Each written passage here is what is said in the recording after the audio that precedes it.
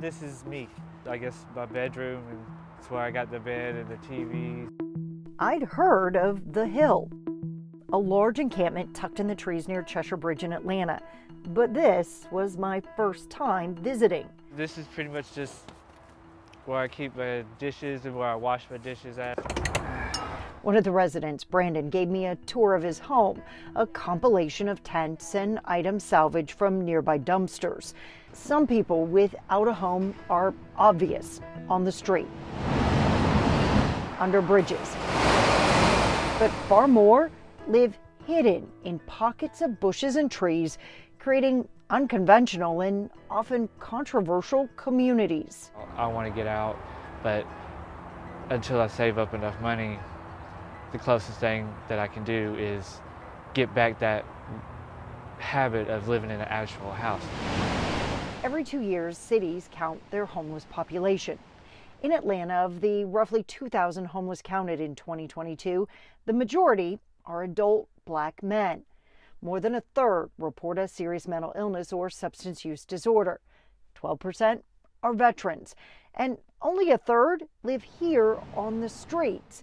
But the tents you see are a symptom of something else: chronic homelessness. I think chronic homelessness is the revolving door of lacking any stability in your life. And that instability makes them the most visible and the most complicated population to reach.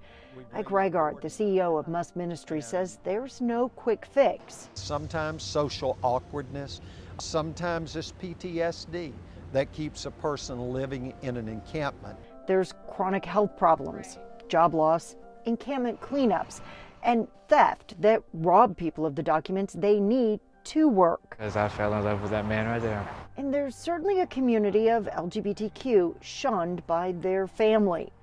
Brandon breaks down the street population this way. The hobo is the standard, the sleep on the park bench that way everybody can see you and dig out the trash. Somebody who's given up. But then you have homeless people that they're there not by choice but by circumstance. And then you have people like me that are out here by choice. Over the past 6 years, Brandon has certainly worked his way through all three phases. So you get to work 3 days this week. But he says it was a process to restore his hope and routine to embrace a more traditional way of life. He credits this woman for it all. My goal is to help people get housed,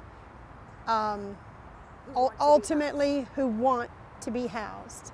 And if not, what's going on here and how can I help? You need rakes, okay. You need garbage bags, okay. Thank y'all for letting me help. I love y'all. Tracy Thompson visits the Hill and other encampments several times a week, creating the kind of trust needed to begin working through the barriers. The meds happened first, and in the process of the meds happening, the ID came through. Then once that all happened, the job came. That's when the rats, trash, and a lack of running water convinced him something had to change. You are ready to have an apartment.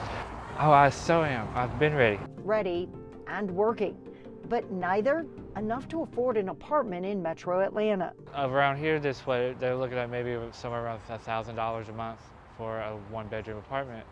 How realistic is that right now? Definitely not if you're making less than $10 an hour. Compassionate, consistent casework can help.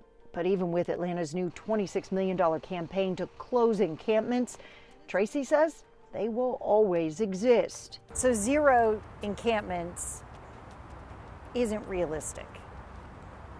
I don't think so. There's always going to be a part of our population that don't do well with being closed in, the rules, the regulations that come with housing.